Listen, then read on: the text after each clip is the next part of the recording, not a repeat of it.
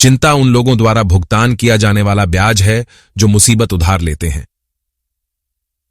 अपने हृदय को सभी के दुख दर्द महसूस करने दें, लेकिन अपने हाथों को अपने बटुए के हिसाब से दान करने दीजिए।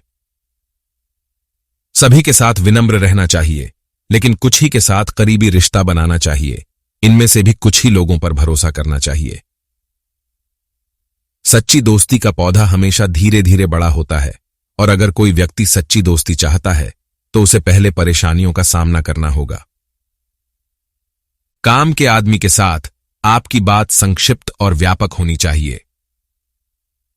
यदि हम अपमान से बचना चाहते हैं तो हमें उसका प्रतिकार करने में सक्षम होना चाहिए।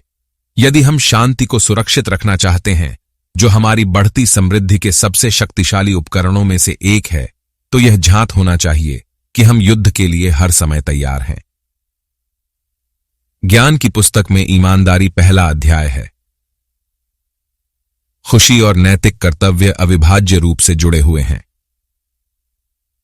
बेकार का बहाना बनाने से तो अच्छा यह है कि हम कोई बहाना ही ना बनाएं। सम्मान, महिमा और सच्ची गरिमा के लिए सबसे अच्छा और एकमात्र सुरक्षित मार्ग न्याय है। मैं आशा करता हूं कि मैं मजबूती और नैतिक गुणों को काबू कर सकूं, ताकि मैं अपने चरित्र को भी संभाल सकूं, क्योंकि इंसान का चरित्र ही उसे ईमानदार बनाता है।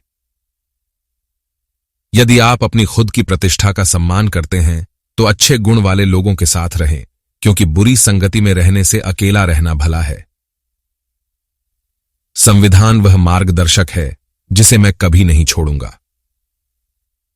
न्याय का सच्चा प्रशासन सरकार का सबसे मजबूत स्तंभ है। स्वतंत्र लोगों को न केवल सशस्त्र होना चाहिए, बल्कि अनुशासित भी होना चाहिए। स्वतंत्रता, जब यह जड़ें जमाना शुरू करती है, तीव्र विकास का पौधा उगता है।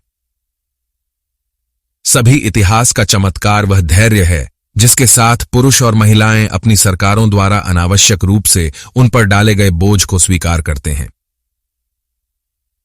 हमारे साम्राज्य की नींव अज्ञानता और अंधविश्वास के उदास युग में नहीं रखी गई थी, बल्कि एक ऐसे युग में रखी गई थी जब मानव जाति के अधिकारों को किसी भी पूर्व काल की तुलना में बेहतर ढंग से समझा और अधिक स्पष्ट रूप से परिभाषित किया गया था।